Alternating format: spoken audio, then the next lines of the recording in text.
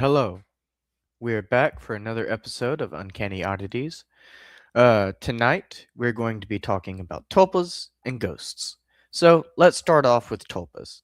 Now, I don't know how old you are out there, but there is a bit of an older movie called Harvey, like black and white era. Pretty old compared to my era. But, anyways, so there's an old movie called Harvey. It is about this man and it's kind of like an uppity people, in a rich society type area, and they're not very happy with their brother because you see, he has an imaginary friend named Harvey, a 6 foot tall rabbit. He tells everyone it's a polka, and he says that this rabbit is feet tall. He calls him Harvey, and they hang out all the time. He loves Harvey. Harvey is his best friend. And long story short, a puka is actually a demon. It's a trickster demon, according to the lore. But, anyways, that's unimportant to the story. Just an interesting side note. So, anyways, they're very upset with him because he's ruining their party, and they're worried that all the neighbors are going to be like, oh no, they have a crazy brother. Let's not go near them. So, they get upset one day, and, they have him committed to the local asylum, unfortunately. And long story short, he goes through all this stuff, and they're filling out the paperwork to have him committed, blah blah blah. And as he's walking out, uh Harvey, the imaginary friend who he insists is real, the puka, actually grabs the coat and takes a hat off the hat rack and places it on his head. So that was really awesome how they did that at the end, and I like that. But if you know the play or movie, I feel like that is a really good example of a tulpa. Now, there's another story because tulpas are actually from ancient Tibetan monks. There's a story about a bunch of ancient Tibetan monks who sat around in a circle. I believe it was 30 of them, and they just focused their thoughts and energies. And over time, they were eventually able to bring a clay golem to life just by sitting there and focusing all their thoughts on it. And so what they did is after they did all that, they focused their thoughts and brought the clay golem to life. And when they got done doing that, they focused their energy. It took 30 of them. They brought it to life just thinking about it. Like, I don't know what else to say about it. It's very impressive. It's actually pretty amazing. So, anyways, after that, uh, the main idea, let's go back. I'm getting a little ahead of myself. So the main idea is basically once you get the idea of what you want to create, you think about it, and you can actually create a real entity just with enough mental focus and thought over a long enough period of time. By a long enough period of time, I mean literally hundreds and hundreds of hours of like pure intense focus. Like, you got to work hard for this, but it is possible. And so let's go ahead and start with the story of Slender Man. I'm sure a lot of you have probably heard about Slender Man, the white creature with no face, creepypasta. So what's really interesting is Slender Man has been seen in public. People always talk about seeing him in public here and there and all that. And it spread like wildfire when it first came out, when it first released on creepypasta websites. So what it was is it's this really tall man, like 6 or 7 feet, and they don't have a face, but they're wearing a black suit with a red tie. And they walk around and they're really tall and they scare people because, like, it doesn't have a face. So, of course, it's going to be scary. And what happened is the one time these children, I think they were about 12 to 14 years old, they went out and they said that they were going to try to get into Slenderman's mansion. They thought one of the children was somehow convinced that if she murdered the other two children, then she could gain entrance into Slenderman's mansion. It was human sacrifice, essentially. And so that was kind of twisted, you know? But this is a real story. This actually happened, and she actually ended up in the mental institution. And she recently got out. That's a whole other thing. But it the reason I mention this as a tulpa is just because of the pure intense belief that so many people have that this creature is real. It is actually possible to create something simply from your thoughts. Because regardless of whether Slenderman is real or not, the thought of Slenderman did end up creating a monster when that little girl stabbed the other two. So that's another interesting story of a tulpa. But tulpas are not always violent. As we mentioned earlier with Harvey, they can sometimes be helpful. Harvey was very helpful and very kind to his human friend that created him. But that's why you have to be careful when making tulpas, is because sometimes they can get out of hand, they can get out of control, and you always have to remember a tulpa is its own thought form, which means it has its own thoughts, its own likes, dislikes, interests, disinterests, all that good stuff. So these are very important things to keep in mind when discussing tulpas, because if you try to control a tulpa, it is much more likely to get upset and try to develop a mind of its own, like go against you. So you have to respect the tulpa and try not to demand things, but ask things and ask it questions. A lot of people will sometimes use tulpas as just a conversational partner when they get lonely sometimes.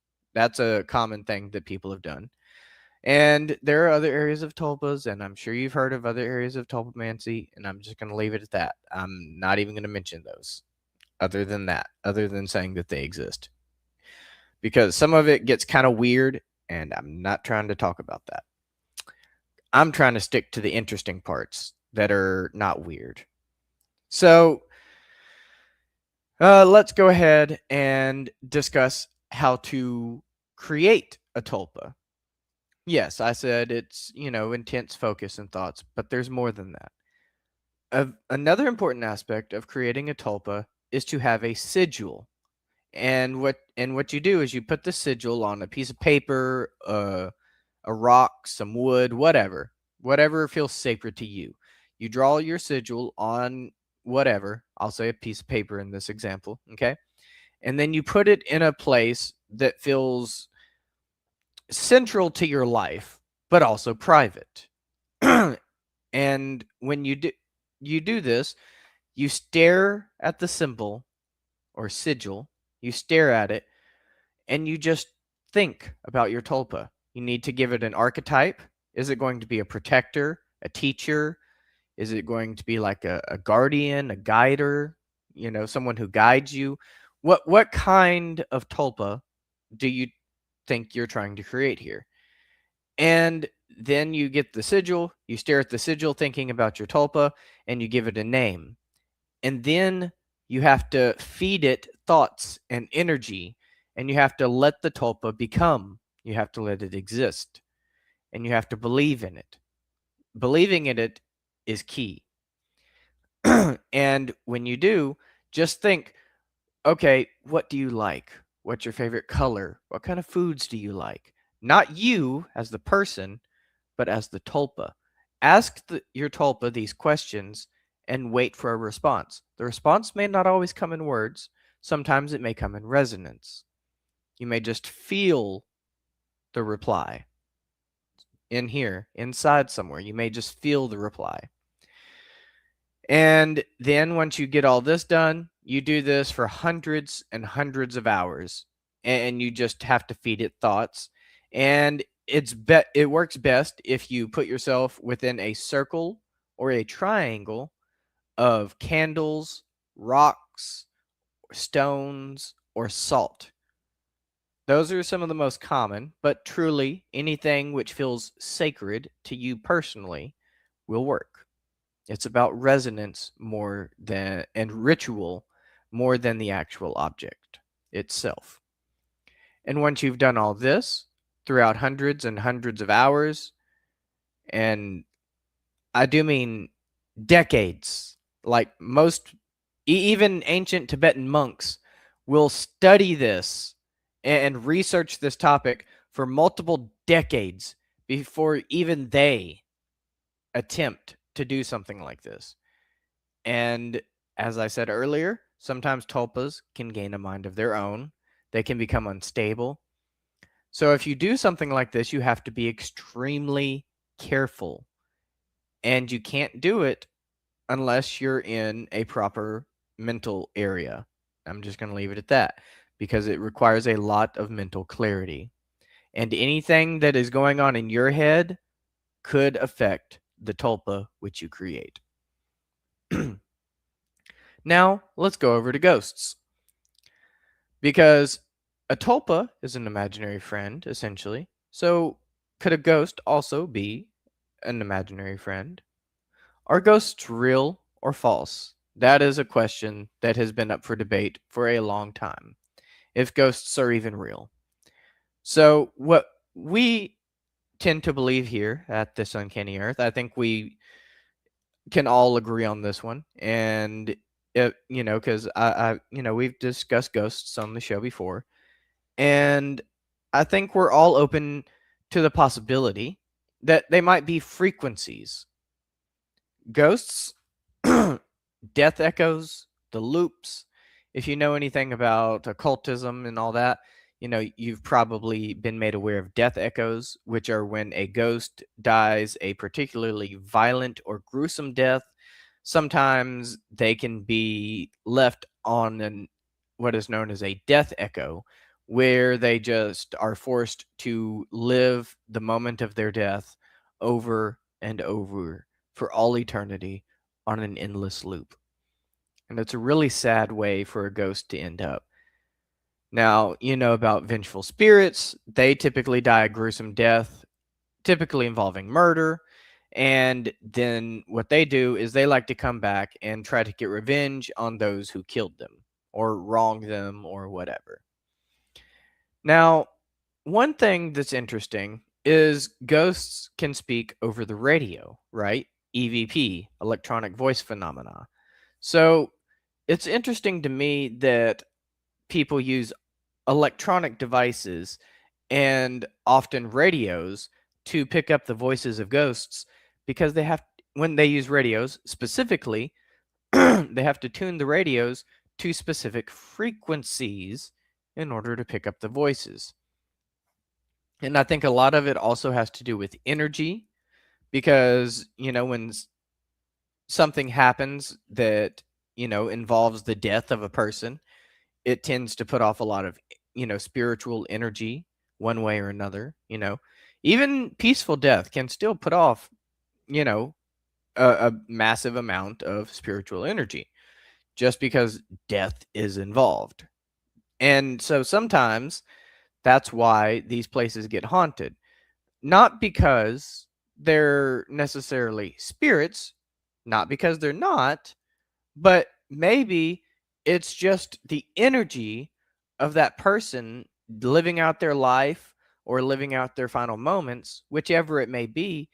Maybe it's just their energy going through the motions and trying to see what is going on. Like, it's hard to explain because, like, when we have ghosts, we tend to think of it as a person haunting us, like a dead person actively making decisions and trying to haunt people. But a lot of it can also be seen as activities that that person had done in life. For example, if you think a house is haunted because an ashtray goes flying across the room and shatters against the wall, yeah, it's probably haunted. But maybe it's not a ghost literally throwing the ashtray across the room intentionally. Maybe it's the energy because the person used to be a smoker and maybe they got angry one time and threw an ashtray across the room. So maybe it's repeating history. I know it sounds kind of weird, but that's just one possible idea. And then you got the story. There's one story I heard about these people who tried to summon a ghost. They literally tried to create a ghost from out of nothing. They just thought about it. And that's one thing I think kind of borders the line between ghost and tulpa, because ghosts and tulpas are very similar to me.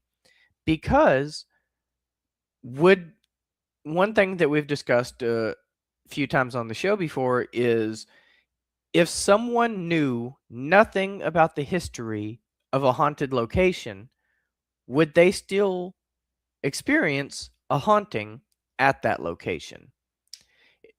Like, how much of hauntings and ghost stories become self fulfilling prophecies when we think about them?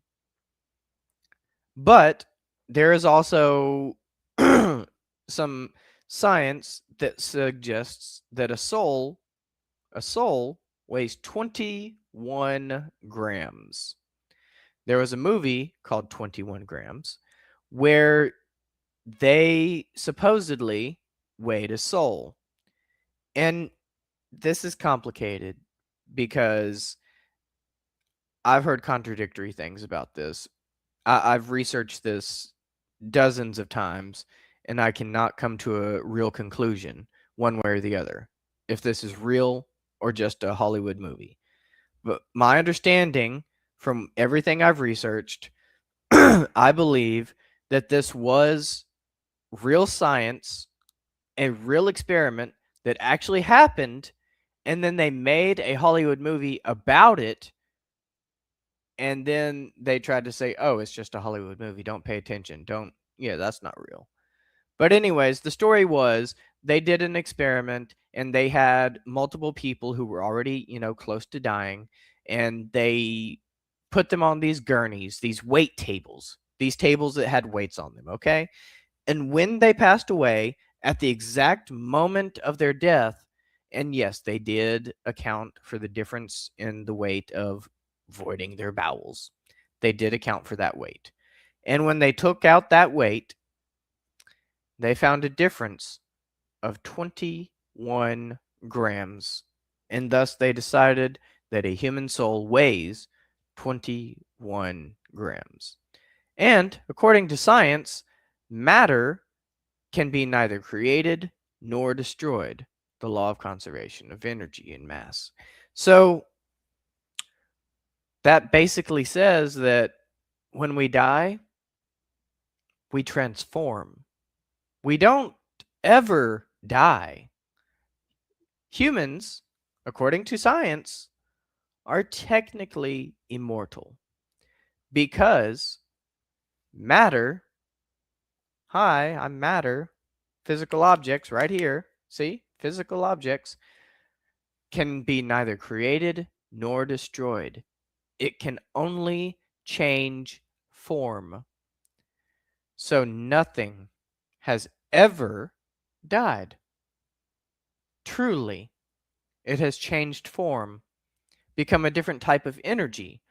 Because at the end of the day, what we have to understand is we are not this physical body. The physical body is simply a vessel for the energy, which is what we are. Our call it a soul, call it electric universe theory, whatever you want to call it.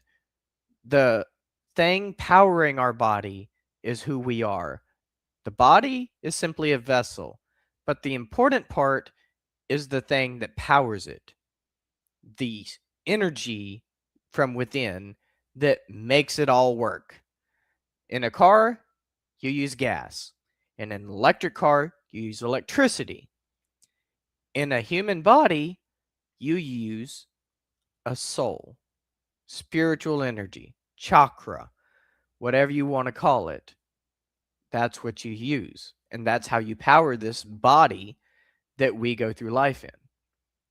And yes, some of these bodies are incredibly brittle, frail, and weak.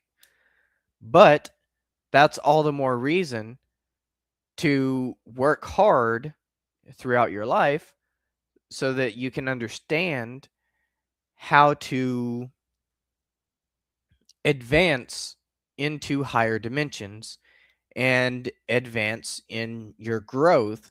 So that way, once you lose access to your body, once you're kicked out of the body and the body starts to decay, the more knowledge that you have at the end of your life, I believe the more likely you are to understand how to navigate the quote unquote spirit world.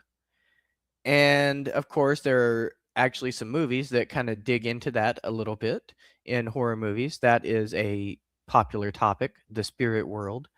And some people say you enter through the mirror. Some people say you can enter through closets, television sets. All sorts of different things have been presented as entrances to the spirit world over the years in horror movies. But once you get there, it can be very interesting because some horror movies actually present the spirit world as basically a shadowy, foggy area, very similar to our world, but with a lot more fog and a lot more darkness. And other shows have presented the spirit world as the exact same as ours right here with us. We just can't see them.